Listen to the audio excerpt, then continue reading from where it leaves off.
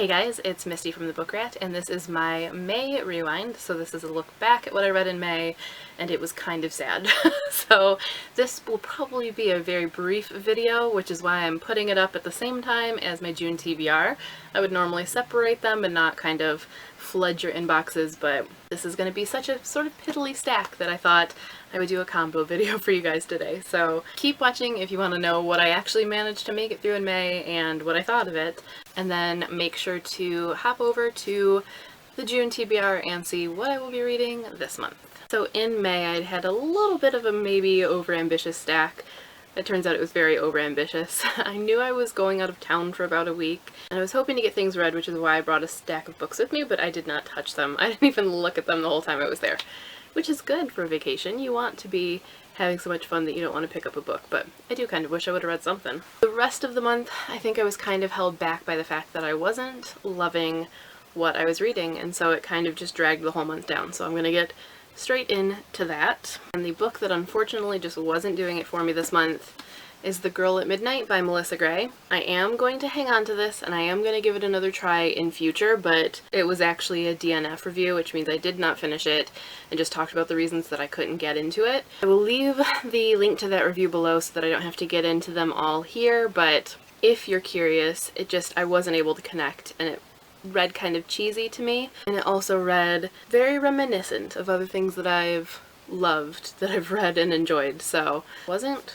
quite hitting the mark for me, but maybe it will down the line. I have seen lots of good reviews for it, so fingers crossed that when I go back it will be the Hollow Kingdom for me. It'll be a book that I read and didn't like that I then reread and loved, so who knows, but for now, didn't cut it. The only thing I read and finished from my May TBR, and this is sad, is The Last Man, Volume 1, The Stranger, which is a graphic novel. It's not like this was hard to finish. I did read two things that weren't on my TBR, two romance novels by Noelle Adams. She's kind of my go-to when I'm just wanting something sort of fluffy and when I'm trying to avoid whatever it is that I'm actually supposed to be reading. Kind of my late night go-to when I want to read but I don't want to get up and turn the light on. I just want to read a little bit on my phone before I go to bed.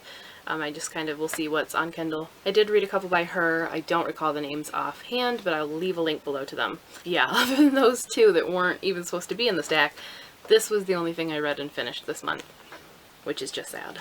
I will be talking more about this soon. I didn't think I was going to love it when I first started it. I did like it. Beyond that, the only other things I read in May I'm still in the middle of. So the first is A Blue So Dark by Holly Schindler. This is the Wednesday YA book club pick for May, and I should have finished it as a result of that.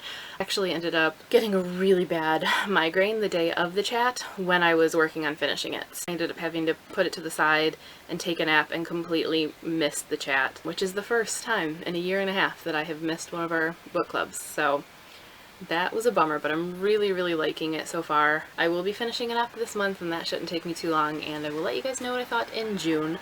But sorry I was unable to make the chat. I'm thinking instead, though, since I couldn't, that I will do a sort of tea chat, semi-review / discussion of this book, because there are some things that I want to talk about. So if that sounds interesting to you, let me know, and I will put it on the list for June's videos.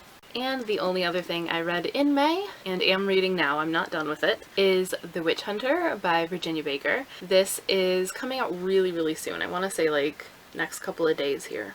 It just says June, so I'm not entirely sure. I had wanted to read it earlier in the month so that I could already have my review up by now, but as I said, May was kind of dragging, so that didn't happen. But I'm reading it now, and after a little bit of a shaky start for me and some kind of questioning of whether I was going to like it, fully sucked in now, and it's moving along at a very brisk pace, which is what I need right now, and I'm curious to see where it goes. So I will be talking about it in the June Rewind and fully reviewing it probably pretty soon on the Book Rat, so if you're curious, stay tuned for that. And that was all I read in May. Very small stack.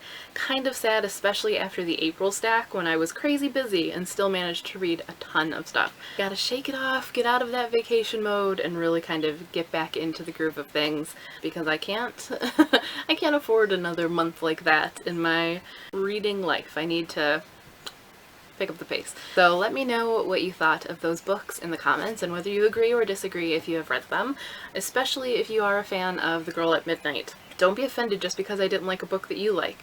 I want to know why you liked it. Convince me that I want to give it another chance. That's part of readerly discourse. So let me know your thoughts and what you read in May and whether you loved or disliked what you read. And don't forget to hop over to my June TBR to see what I am planning to read this month. Thanks for watching, and as always, happy reading!